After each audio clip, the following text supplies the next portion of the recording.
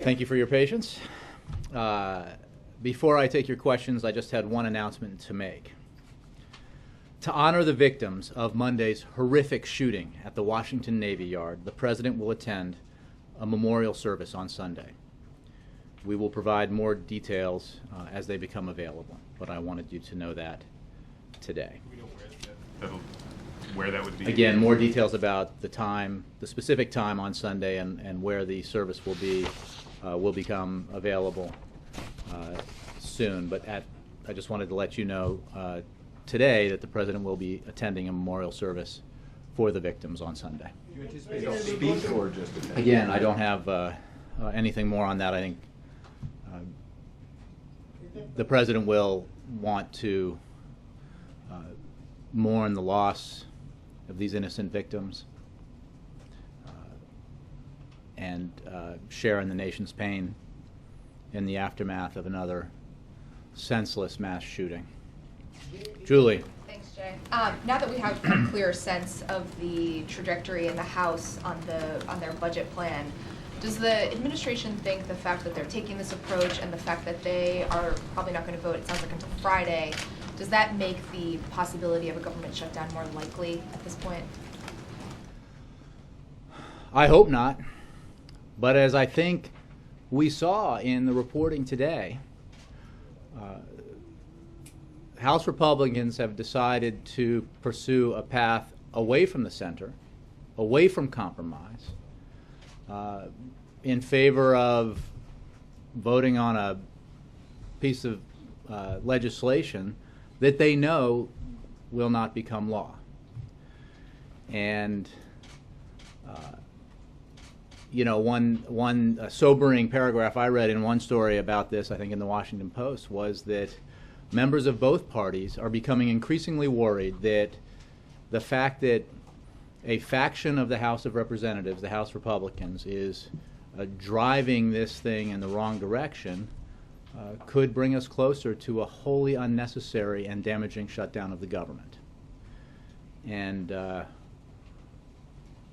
Congress has some basic responsibilities. One of them is to fund the government, the operations of the government. And it is not to attach ideological aspirations to the kinds of bills that ensure that the government doesn't shut down and that we don't inflict another unnecessary wound on our economy just as it's continuing to grow and continuing to create jobs.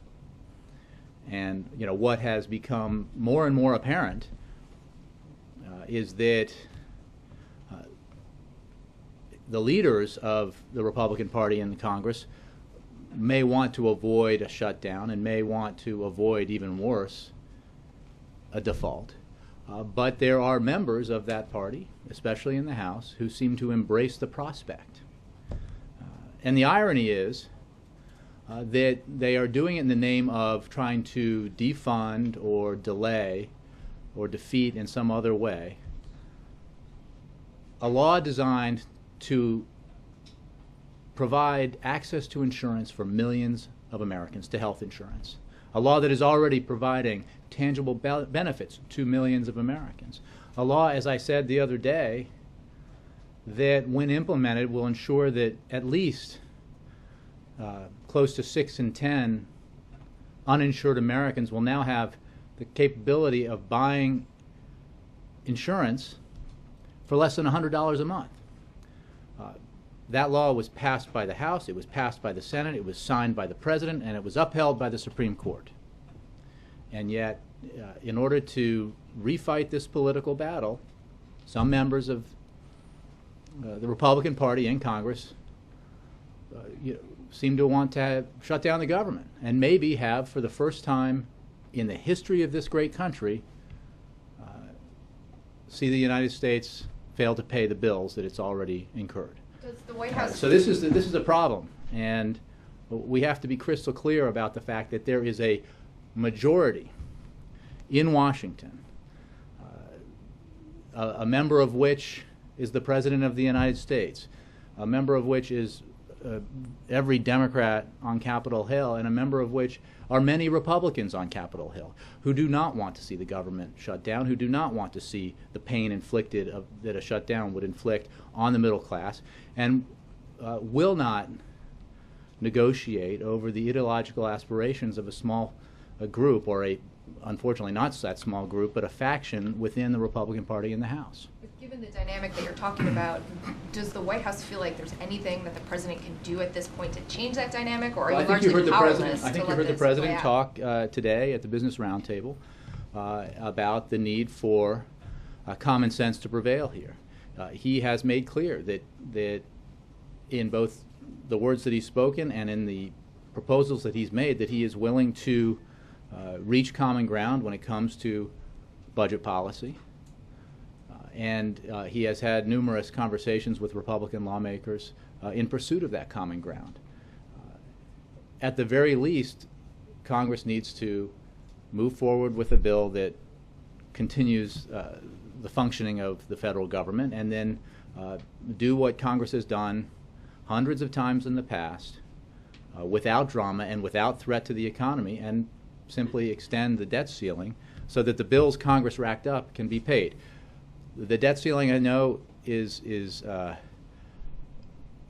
often viewed as a vote over spending, but it is not. It doesn't increase the deficit. By raising the debt ceiling, you don't increase the deficit by a dime. You don't add new spending. All you are doing is telling Congress that the bills it's already incurred can be paid, must be paid. And Congress needs to make sure that happens. I guess what I don't understand, though, is, I mean, we've heard comments from the president this week. We've heard similar comments from him in previous budget fights.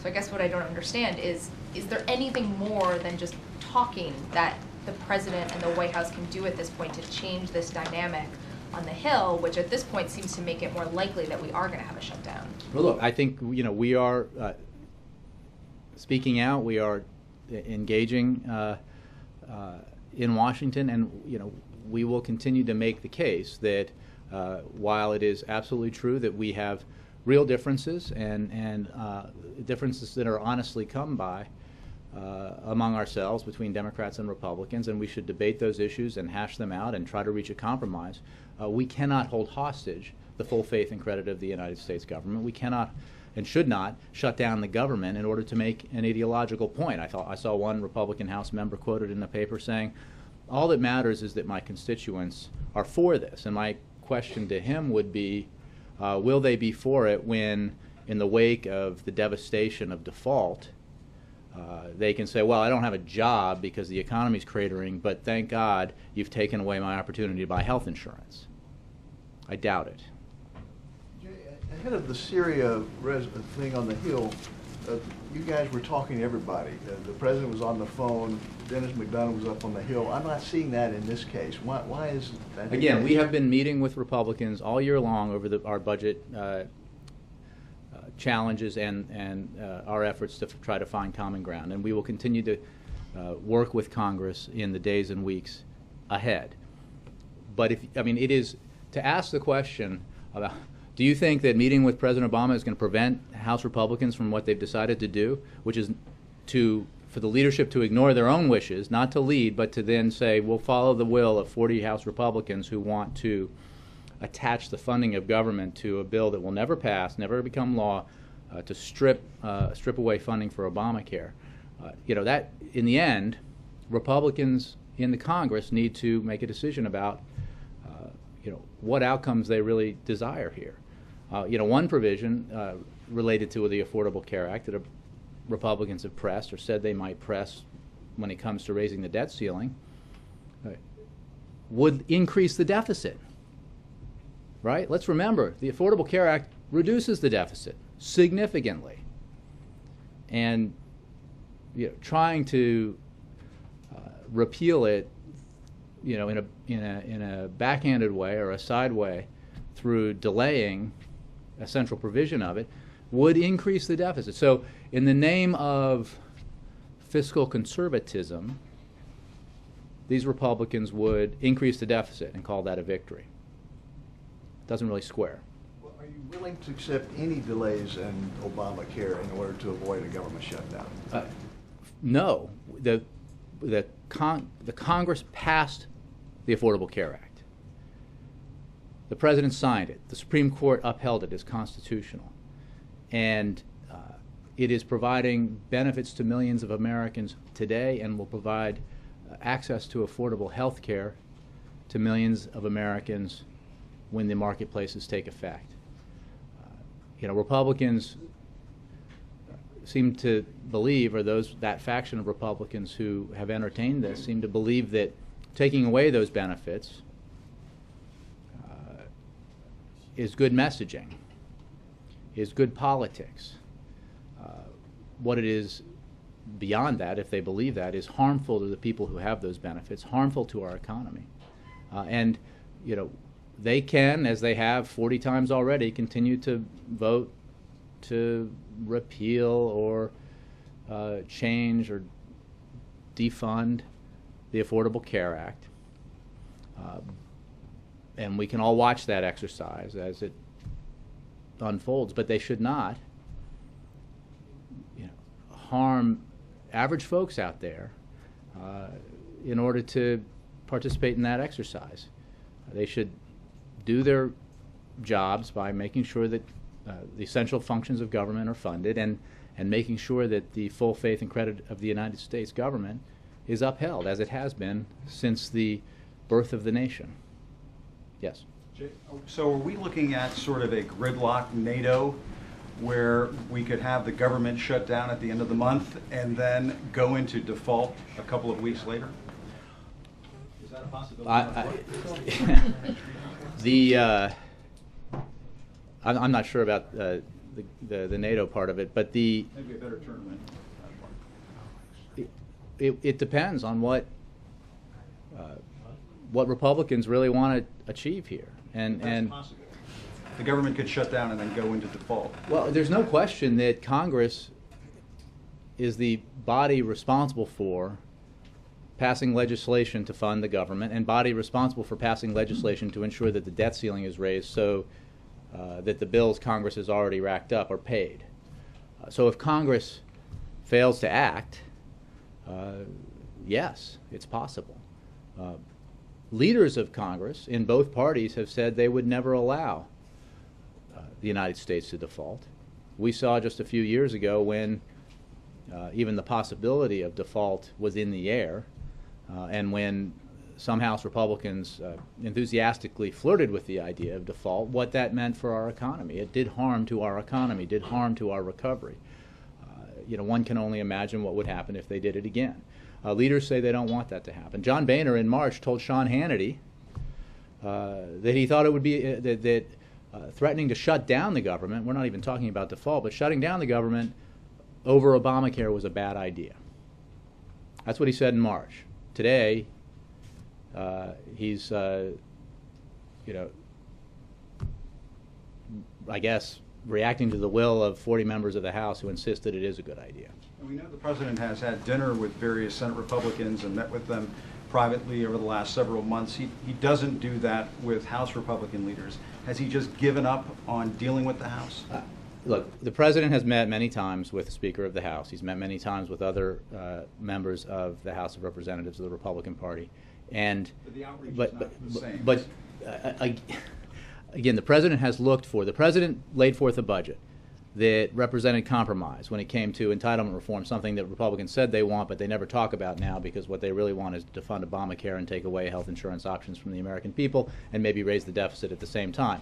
But that's what they said they wanted, so the President put it forward. He put forward a comprehensive budget proposal that deals with our debt and deficit in the long term while funding important aspects while providing funds for investments that will help our economy grow, make sure that we're building our infrastructure, educating our children, and conducting research and doing development in a way that keeps our economy competitive. A lot of Democrats did not love that proposal because it represented compromise. It represented a willingness to take less than the ideal by the President. And he met. He said, "My door's open. Anybody who wants to meet with me to talk about finding common ground," Republicans that is, as well as Democrats, are welcome. And we had a lot of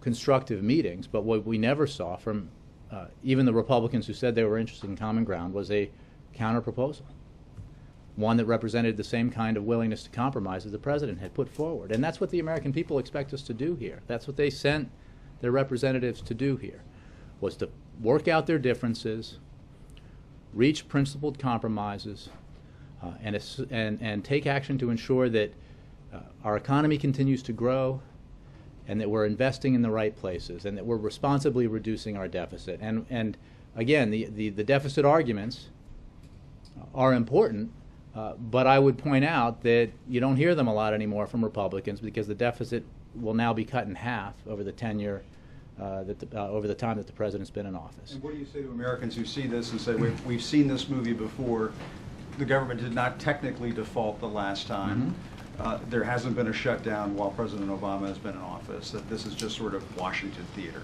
Well,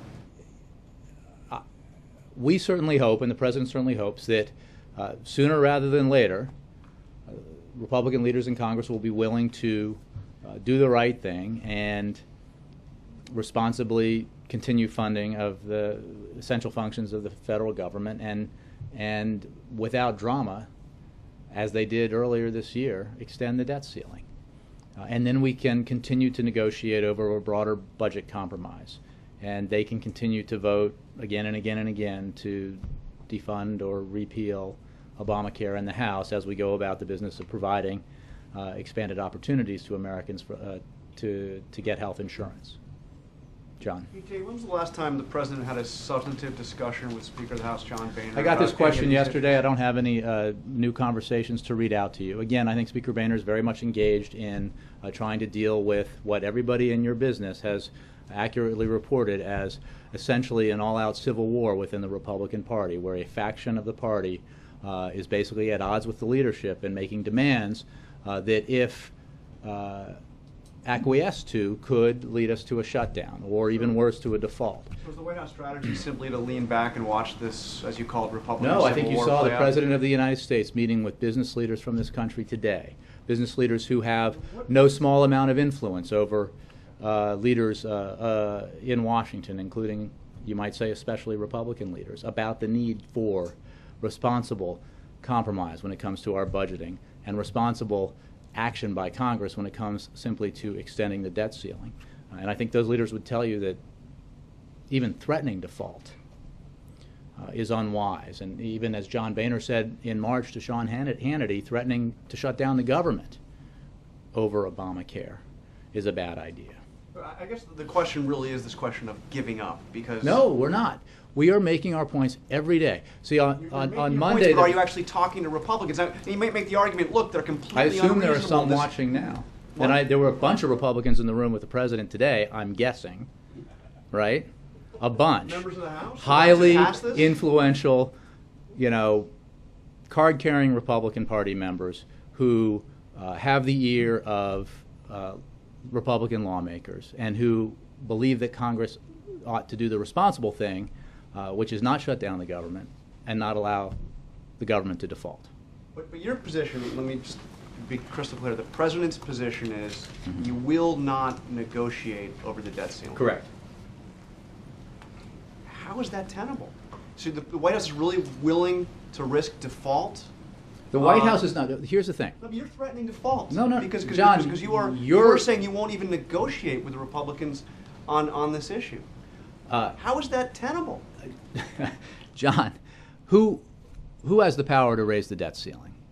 Well, Who has the power to raise the debt ceiling? Well, the Congress Who does, has the and power the Republicans to raise in Congress the debt ceiling? have put forward a plan. You may call it ridiculous, whatever you want to call it, but they have put forth a plan. The for Congress raising the debt has the ceiling, power to raise the and debt you ceiling. were unwilling to negotiate. I like turning the tables here. I can't get a direct answer. The Congress has the power to raise the debt ceiling. I did answer. And I said they put forward a plan. All they have to do is do what they have done hundreds of times before and raise the debt ceiling. What is the debt ceiling? The debt ceiling is not new spending. Raising the debt ceiling doesn't add a dime to the deficit. Well, can I think a lot of the rhetoric around it suggests that it has to do with new spending, but as everyone in this room understands, and everybody on Capitol Hill understands, and And I believe a lot of Americans who are paying attention understand this is simply a vote to allow Congress to pay the bills that Congress has already incurred. And that is something we have done as a nation for every year of our existence. So what the president has said and what John Boehner periodically has publicly agreed with is that we cannot hold the full faith and credit of the United States government hostage to the ideological desires of a faction of the Republican Party on Capitol Hill. And it is incumbent upon the leaders of that party to ensure that doesn't happen, because though he would like to be able to give direction to members of the Republican Party in the House, the president can't. Hopefully, the elected leaders of that party in the House can. But you're saying you won't even negotiate on the issue. I mean, the debt ceiling's been raised, you're right, I mean, countless times, but there's often been a give and take. I mean, Not on the debt ceiling. The debt ceiling remind has me been how Senator Obama voted in 2006 on right, the debt ceiling. and we have addressed this many times, and there was never a threat of default then. What the debt ceiling has been attached to again and refused to vote for raising again the debt and ceiling. again and again. At the debt ceiling, because Congress didn't like to take the vote, because they knew it was their responsibility to ensure that the debt ceiling would be raised, would attach raising the provision that raised the debt ceiling to other bills that were going to pass anyway, and that is what would happen. And what we had never seen before in our history is what we saw in 2011, when the newly empowered leaders of the Republican Party in Congress insisted that we negotiate over raising the debt ceiling. And we all saw, and you reported on what happened when they flirted with actual default, as opposed to protest votes, as opposed to attaching the debt ceiling to some other piece of legislation and holding their noses and voting for it. This is qualitatively different. There's no arguing that. 2011 was different from any other occasion that we've seen when the debt ceiling has come to a vote, and it had severe economic consequences. We cannot allow that to happen again. The president is willing to negotiate over budget policy. He's willing to negotiate over how we reduce our deficit further moving forward, as we've reduced it significantly since he's been in office. But he's not willing to negotiate over Congress's fundamental responsibility not to default on its obligations. Is this just semantics, though? I mean, you'll be willing to negotiate on those things? We have said all along, and we have negotiated all year long over how we pass a budget. The Senate said, the Republicans in the Congress said, as part of the end of the year deal, New Year's Day deal, that they insisted that one of their demands was that the Senate pass a budget just as the House had been passing budgets, and that normal, regular order would prevail. So we said yes. The President said yes. Democratic leaders in the Senate said yes. All of that happened, and then when it happened and Republicans got what they wanted, they walked away from the process. So we're willing and have been willing to negotiate over how we can responsibly reduce our deficit, how we can responsibly reduce the cost of entitlements over time, how we can do all that in a way that's fair and helpful to the middle class. But what we won't do, what the president will not do, what he cannot do, is negotiate over the full faith and credit of the United States. That should be an absolute certitude that Congress will not default. Bill. But to return to an earlier point, all he's been doing is talking. Why doesn't he As twist opposed to somebody's what? arm? Hey, Why Bill, doesn't you know what he twist did? some He arm? wrote a budget. And he proposed it, and he sent it to Congress in detail we have not seen from the Republicans. And in response, in return, in terms of a compromise proposition.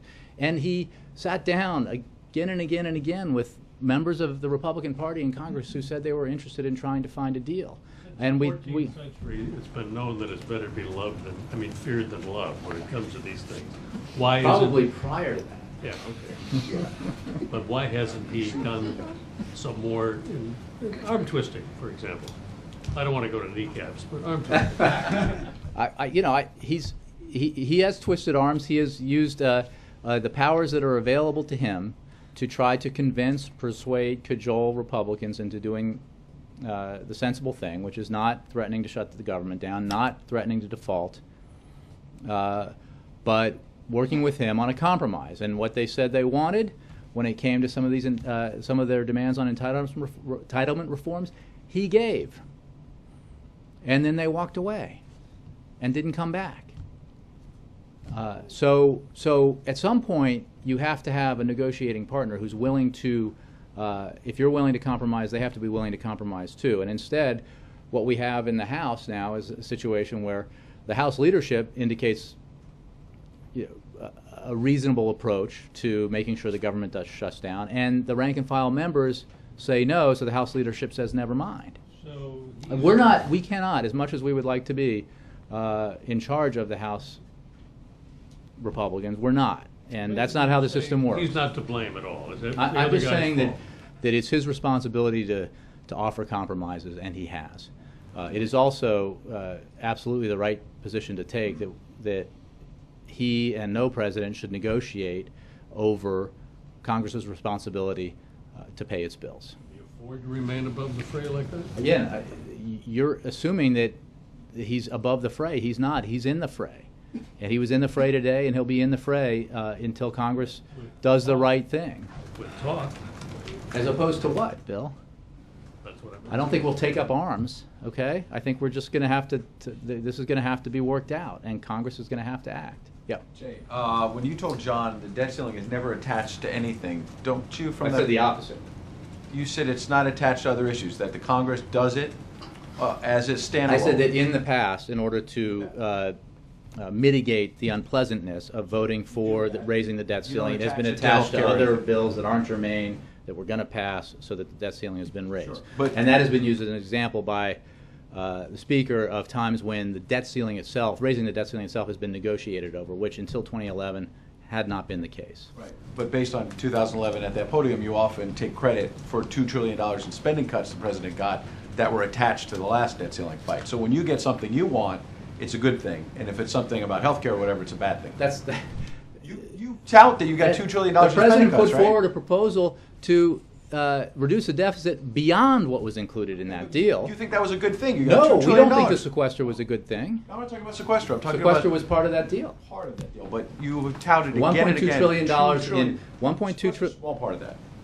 Actually, It's not. not But $2 trillion. you got to go back and check your facts. There was the initial reduction in non-defense discretionary spending that was part of that deal was roughly $1.2 trillion. Josh, am I right along those lines? $1 trillion. And that represented a compromise between the president and the Republicans.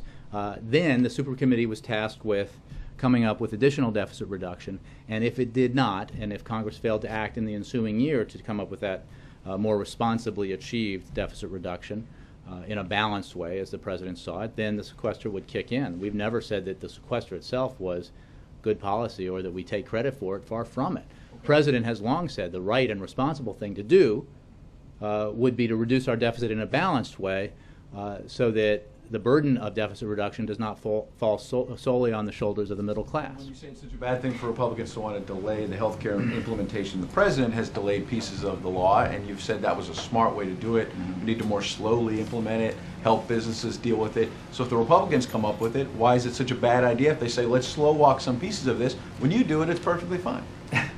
Ed. Well, you did, right? On the businesses, you said they can delay. On the employer responsibility provision, which represents a very small portion of the implementation of the Affordable Care Act, it was the right and responsible thing to do, reacting in part to the requests of businesses to delay implementation of that for a year. As every Republican who is pushing the idea of delaying implementation of the individual responsibility provision, they know that that is the heart of the Affordable Care Act. It is what is essential to ensuring that everyone in your extended family who has a pre-existing condition can still get health insurance and isn't blackballed by the insurance companies, to making that work, making sure that the individual responsibility provision is there. Furthermore, delaying it will do what? Add to the deficit. So in the name of deficit reduction, Republicans are saying we should add to the deficit, even as we're taking away health care from millions of Americans. Seems like a bad idea. You've a couple times mentioned that John Boehner in March said that shutting down the government was a bad idea, and now apparently... Over Obamacare, specifically. Over that specifically. Now he's changed his mind. The president changed his mind on Syria. It wasn't a bad thing. He thought it was smart. Go to Congress. I'm just asking. These are the facts you've been presenting every day at this podium for the last couple of weeks. But Ed, he was not going to go to Congress to vote on Syria. Then he changed his mind. Everyone here says it's a great idea. He slowed everything down. John Boehner changed his mind. What's wrong with that? Because shutting down the government over Obamacare is a bad idea. Going to Congress to seek an authorization for the use of military force was a good idea, according to hundreds of members of Congress. But you haven't been able to get it. There hasn't been a vote. don't Ed, have- you I'm don't not have the sure the votes to arguments pass you're it. making. I see oranges and I see apples, but I don't see.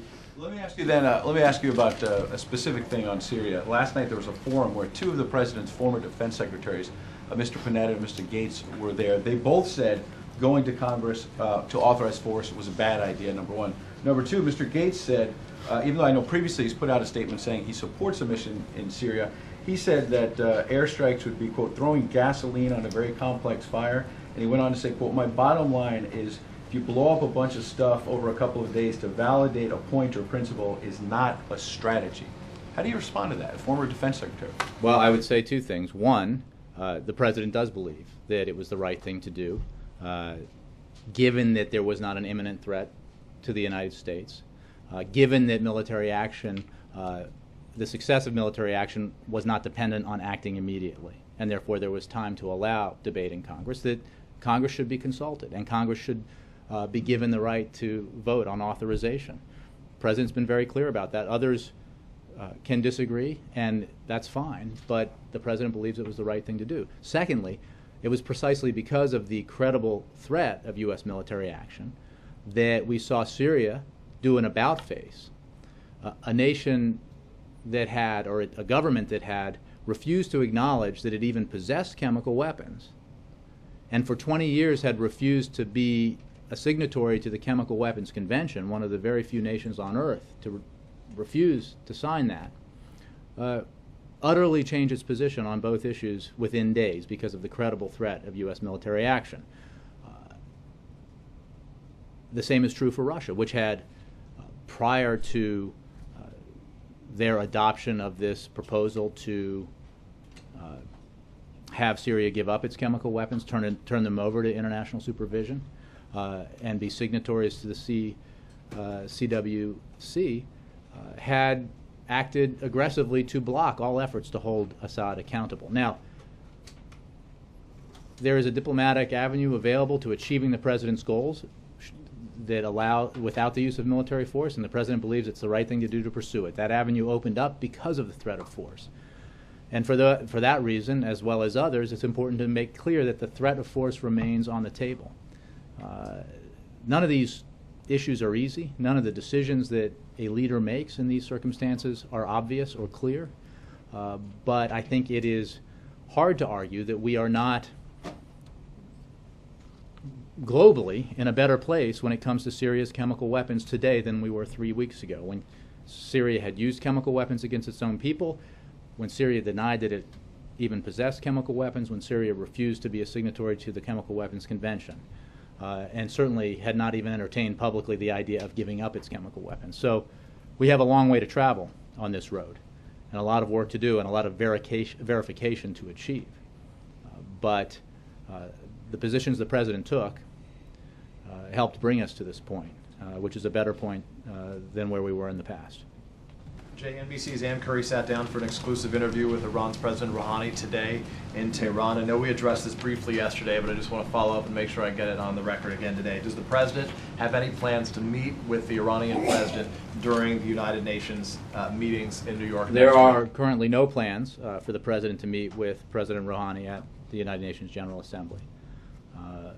I think it's fair to say that the president believes there is an opportunity for diplomacy when it comes to the issues that have presented challenges to the United States and our allies with regards to Iran. And we hope that the Iranian government takes advantage of this opportunity.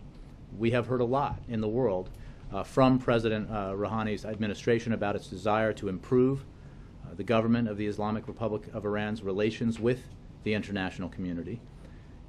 And President Obama believes we should test that assertion. And we are, and we will do that. As you know, the President mentioned in an interview with George Stephanopoulos that he and President Rouhani have exchanged letters. And in his letter, the President indicated that the U.S. is ready to resolve the nuclear issue in a way that allows Iran to demonstrate that its nuclear program is for exclusively peaceful purposes. The letter also conveyed the need to act with a sense of urgency to address this issue because, as we have long said, the window of opportunity for resolving this diplomatically is open, but it will not remain open indefinitely. Yeah, in that event that was held last night, the former Defense Secretary Leon Panetta also said that the president should have directed limited action in Syria. He went on to say that Iran is paying very close attention to what we're doing. There's no question in my mind they're looking at the situation, and what they are seeing is an element of weakness. Is Leon Panetta wrong in that assessment? Well, I would say a couple of things. No, I have enormous respect. The president has enormous respect and appreciation for both of his former secretaries of defense. But as your two questions noted, they actually disagree on this issue, which only reinforces the fact that these are not easy decisions to make or easy positions to take. The president believes that the credible threat of military force was important and remains important, and that it has brought about this potential for a diplomatic resolution. He believes it was the right thing to do, to go to Congress for authorization prior to the diplomatic breakthrough. And he understands that others can differ with that view, that others might say he or any president should have deployed military force without going to Congress. The president believed, consistent with the principles he's espoused since he was a candidate for president, that given the fact that there was not an imminent threat to the United States, and given that the military response that he was calling for could be executed successfully, even if there was a delay allowing for a congressional debate, that it was the right thing to do to go to Congress. He understood and made clear when he made his announcement in the Rose Garden that this would be a tough debate. And that does not take away from the fact that it was a good debate and the right debate to have. Briefly on the topic of the shooting that took place only a few miles from here at the Navy Yard, the chairman of the Joint Chiefs, Martin Dempsey, today said that those who have served in the military shouldn't be stigmatized by having to answer questions about their mental health status on security clearance forms. Acknowledging there's a review in place right now, what's the president's position on whether there should be greater mental health checks done, more information provided by people that want to become contractors in that form? Well, there is a review taking place, one that has been ongoing with regard to some contractors that is being undertaken by the ODNI, and then another that is being undertaken by the Office of Management and Budget here at the President's direction. And I wouldn't want to dictate what the outcomes of that review should be. There's obviously an issue, broadly speaking, separate from matters of clearances, but broadly speaking, when it comes to gun violence, there's an issue that is important to examine when it comes to mental health. And that was something the President talked about when he put forward his comprehensive plan to reduce gun violence, and it is something that he believes is important to talk about today. How that plays into security clearances and work clearances for contractors, I think we should wait and see once these reviews are done. Given what you've described as the obstructionist bent of, that we've seen from some congressional Republicans, would you say that does the president believe that the best way to achieve his second-term goals might be through the midterm elections and getting a Democratic Congress in the House? The president is not waiting to achieve any of these goals, to push for the achievement of any of these goals that help create a better bargain for the middle class, that help make the middle class stronger through broad economic growth and job creation, through education investment and investment in research and development and new energy and infrastructure. So, he's put forward these proposals, he's put forward his compromise proposals on the budget, and he's continued to press leaders in Congress to take him up in discussion and debate about moving forward on these issues. That includes his tax reform proposal, coupling corporate tax reform with investments in infrastructure and job creation. So he's throwing out ideas to try to see if he can move the ball forward when it comes to growing our economy, and he's going to continue doing that. A term in office for the president may to some seem like a long time, 4 years, but there is much work to be done, and he's not going to wait for elections or you know, changes in the seasons to try to move forward. That's, you know, he's been pushing this ball uphill sometimes, frequently, from the day he took office. And as we've noted on this 5-year anniversary of the financial collapse, you know, there has been a great deal achieved. You know, that remembering where we were 5 years ago is to almost, you know, reinsert yourself into a nightmare. When you think back about the fears that everyone was dealing with in September of 2008, and for the next 18 months, really, at least. And it's important as we do that to remember that many millions of Americans are still struggling, and we need to make the right decisions to make sure that the economy grows and more good-paying middle-class jobs are created. 7.5 million is a lot, but it is not nearly enough. We need to press on. Anybody? All right. Earlier this year, the president had a real... When do you go to London? January. Got me for a few more months yet. All right. Well, I'll make sure I get an invitation to the going-away party. Absolutely. The president had a real charm offensive with Republicans. He took them to dinner. He paid out of pocket. He went to a nice restaurant. Is the difference between that approach a few months ago and this sort of going to business leaders and speaking publicly instead of courting Republicans in person, does that reflect a sense in the White House that the charm offensive failed, that the wooing them didn't work? We have tried, and we will try, all manner of ways to get to yes with Republican leaders when it comes to doing the responsible thing on budget policy and on raising the debt ceiling, and on a bunch of other issues like immigration reform. I mean, I think that while it was notable that the president footed the bill for a very expensive dinner at a very nice restaurant in a lovely hotel up the street here, there were many other meetings with the president and with the chief of staff and with the vice president and others, with lawmakers well into the year, and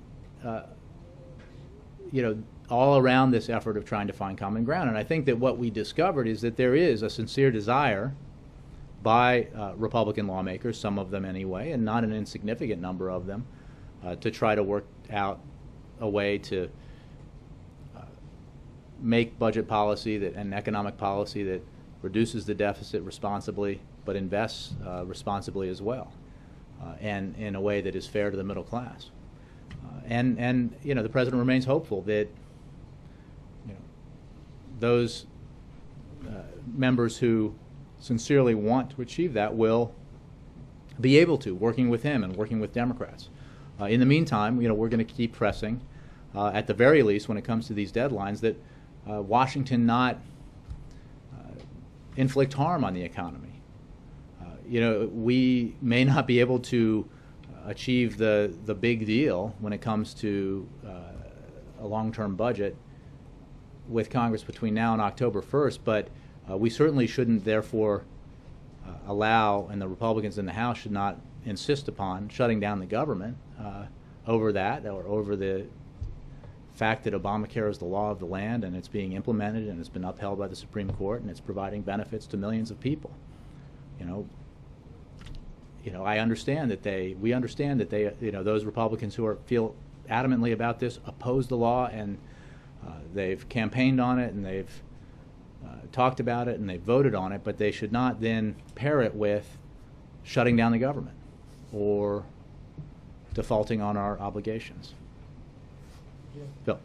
Jay, 2 questions. First on Kathy Rumler. Does the president have any opinion on her leaving? Is there any kind of timetable to replace her in the counsel's office? And well, I can confirm that she will be leaving at the end of the year, so she's here for a good bit longer. And you know, that the president had asked her to stay on as long as she has and will, and that she is an enormous asset and a very important advisor to the president, and one of the smartest people I've ever met, and one of the best people I've ever worked with. So we will all be sad to see her go when she goes. Beyond that, I have no you know, information to provide, as ever, on personnel decisions by the president. Has he identified a successor, or is this going to take Again, I longer? have no information to divulge on that matter or any other personnel matter. And on immigration, As long as you're asking. well, wanted to ask. On immigration, yesterday the president said in a Telemundo interview that he was not going to use executive authority to delay deportations of illegal immigrants. Some immigration advocates wish he would do more while Congress is still sort of kind of stalled out on this bill. Well, what the president has made clear is that, you know, comprehensive immigration reform is the way to resolve our immigration challenges. And when it comes to this matter of deportations and the idea that there's a plan B available to him, he said yesterday in the interview that you cited that it's not an option. He said, quote, that to do so would be ignoring the law in a way that I think would be very difficult to defend legally. That's not an option. You know, if John Boehner, going back to the Speaker of the House, would put the Senate comprehensive immigration bill on the floor of the House today, it would pass and the president would sign it. We're confident of that. There is a majority, not only in the nation, but even in Congress, to achieve this important piece of legislation that would grow our economy and reduce our deficit, that would provide a system to allow for the best and the brightest from other countries who study here to stay here and start businesses here, and would ensure that everybody is playing by the same set of rules, whether it's employers or people working in the United States, that they're paying their taxes and contributing to the common good. So the president believes that the House ought to do that. He is entirely confident that comprehensive immigration reform will pass, will become law, and that he will be the one who signs it into law, and the House ought to do it right away and maybe address some of the political challenges that they've been encountering lately by doing so. Yes. Jumping back to Aaron Alexis, does the White House have any sense for how sequestration and budget cuts have affected the background clearance check process, and has that had any impact on this case? I would point you to the investigation and the FBI who are making assessments about this particular case, and I'm not aware of any impacts one way or the other of sequestration on background check systems or security systems. You know, these are all under review as a general matter by the DNI and by the OMB, and I imagine that piece of it will be taken into account. Thanks, Jeff. Steve. Thanks. Mr. Netanyahu said yesterday that the way to end the Iranian nuclear crisis was for Iran to stop enriching uranium, to ship out uranium that is enriched out the country, to close Qum, and to stop plutonium activity. The President yesterday said in his interview that the way for it to end would be for Iran not to weaponize its nuclear program. Does that not show that despite the good feeling of the President's trip to Israel earlier this year, that the two sides are still, deeply divided on the fundamental ways No, of I don't think. I mean, both are ways for Iran to resolve its obligations to the international community when it comes to nuclear weapons. Any resolution would have to come through a verifiable compliance and a verifiable commitment by Iran to give up its nuclear weapons ambitions. That has long been our position. So again, we're ready to talk in the P5+1 as well as bilaterally with Iran if Iran is willing to engage substantively on this matter. Yeah. What are President's thoughts on, for the first time, an Indian American winning the Miss America beauty pageant? I haven't spoken about it with him, so I don't have his thoughts, but I think it's great personally. But is he aware about the racial slurs he is facing after she won the beauty? I'm sorry? Is he aware about the racial hatred he is facing? Again, I haven't discussed that with him, so I don't have a presidential response. Thank you all very much.